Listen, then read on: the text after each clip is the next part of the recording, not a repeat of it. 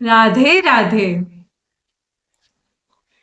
काश काश काश हमारी जो पौराणिक कथाएं हैं, जो पुराणों में कही गई हैं, उसका कोई प्रमाण होता। अगर प्रमाण होता तो क्या आप नियम से श्रीमद् भगवत गीता पढ़ते?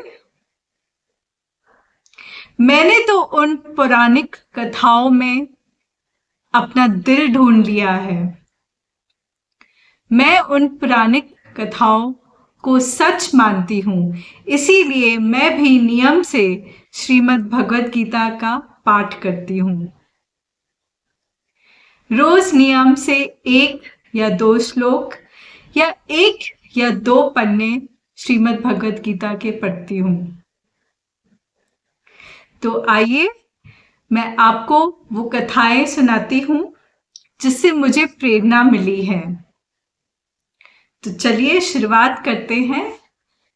श्रीमद् भगवत गीता के 18वें अध्याय का महात्म्य जो पद्म पुराण से लिया गया है। शिवजी पार्वती जी से कहते हैं, प्रिय पार्वती, आज मैं तुम्हें श्रीमद् भगवत गीता के आखिरी अध्याय 18वें अध्याय का महात्म्य सुनाने जा रहा हूं, तो जरा ध्यान से सुनना। स्वर्ग लोक में इंद्रदेव अपनी गद्दी पे विराजमान थे, अपनी पत्नी के साथ साची, और सारे देवता उनकी सेवा कर रहे थे। तब अचानक से एक बहुत सुंदर व्यक्ति वहां आते हैं। विष्णु दूत उन्हें ले आते हैं, और जैसे ही इंद्रदेव उस सुंदर से व्यक्ति को देखते हैं, वो अपने गद्दी से गिर पड़ते हैं। और फिर जो देवता वहां होते हैं, वो इंद्रदेव के मुकुट को उनके सर से हटा के इस सुंदर व्यक्ति के सिर पे सवार कर देते हैं,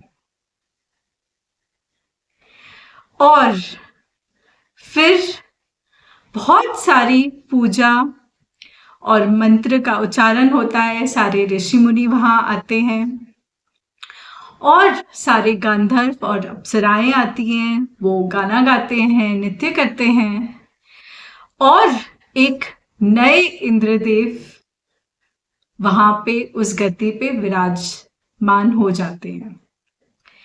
तब जो पुराने इंद्रदेव होते हैं, वो देखते हैं कि इस नए इंद्रदेव ने ऐसा कुछ कार्य, धार्मिक कार्य तो किया नहीं है। उसने ना कोई दान किया है, ना कोई धार्मिक कार्य किया है, ना कोई यज्ञ किया है। हालांकि जो पुराने इंद्रदेव हैं, उन्होंने 100 घोड़ों का यज्ञ किया है, बहुत सारे धार्मिक कार्य भी किए हैं। तो वो परेशान हो जाते हैं मानसिक रूप से कि ऐसा इसने क्या काम किया है जिस वजह से उसे मेरी गद्दी मिली है। तब वो सोचते हैं विष्णु लोक जाने का।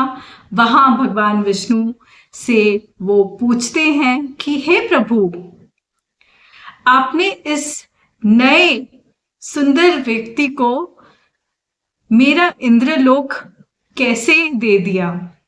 मुझे उस इंद्रलोक की गति से क्यों हटाया गया? उसने ऐसा कौन सा कार्य किया है?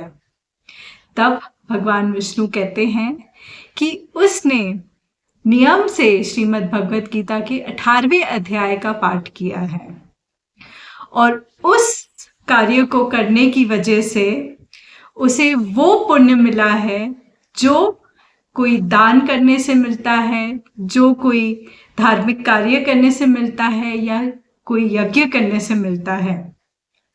इसीलिए वो कुछ समय के लिए इंद्रलोक पे राज करेगा, स्वर्ग लोक पे राज करेगा, और फिर मेरे इस वैकुंठ को प्राप्त होगा। तो अगर तुम भी वैकुंठ को प्राप्त करना चाहते हो, तो तुम भी नियम से श्रीमद् भगवत गीता के 18वें अध्याय का पाठ करो। तब जो पुराने इंद्रदेव होते हैं वो अपना रूप बदल के एक ब्राह्मण के रूप में धरती पे जाते हैं और वहां गोदावरी नदी के किनारे उनकी एक ब्राह्मण से भेंट होती है जिन्हें वेदों का बहुत बड़ा ज्ञान है। और वो देखते हैं कि वो नियम से एक ही जगह पे बैठ के नियम से श्रीमद् भगवत गीता के 18वें अध्याय का पाठ करते हैं। तो वो उनके चरणों में गिर पड़ते हैं और उनसे प्रार्थना करते हैं कि हे ब्राह्मण, मुझे भी श्रीमद् भगवत गीता के 18वें अध्याय का पाठ सुनाइए और समझाइए। उसके उपरांत जो पुराने इंद्रदेव होते हैं वो श्रीमद् भगवत गीता के 18वें अध्याय का पाठ सुनते हैं, श्रवण करते हैं और नियम से श्रीमद् भगवत गीता के 18वें अध्याय का पाठ करने लगते हैं। और बहुत जल्द उन्हें भी वैकुंठ की प्राप्ति होती है और वो भी भगवान विष्णु के कमल चरणों की सेवा का मौका मिलता है। इसीलिए जो कोई भी श्रीमद् भगवत गीता के 18वें अध्याय का पाठ करता है उसे वैकुंठ की प्राप्ति होती है और भगवान विष्णु के कमल चरणों की सेवा का मौका अवश्य मिलता है। तो प्रिय पार्वती, ये था श्रीमद् भगवत गीता के 18वें अध्याय का महात्म्य जो मैंने तुम्हें सुनाया है। अगर आपको ये वीडियो पसंद आया है तो ज़रूर लाइक करें, कमेंट करें, शेयर करें और इस चैनल को सब्सक्राइब करना ना भूलें। मैं शीतल खुराना, मैं एक स्पिरिचुअल स्पीकर हूँ, स्पिरिचुअल रिट्रीट और स्पिरिचुअल टूर ऑर्गेनाइज करती हूँ। मेरी बुक का नाम है the Gita happiness retreat, discover 40 life learning lessons from the Bhagavad Gita by author Sheetal Khurana. मैं एक मोटिवेशनल स्पीकर भी हूँ, करियर कोच भी हूँ और रिक्रूटमेंट कंसल्टेंट भी हूँ। तो अगर आप मेरे साथ संपर्क करना चाहते हैं तो इस नंबर पे कॉल कर सकते हैं 9371093246।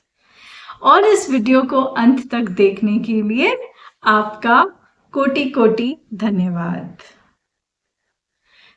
राधे राधे।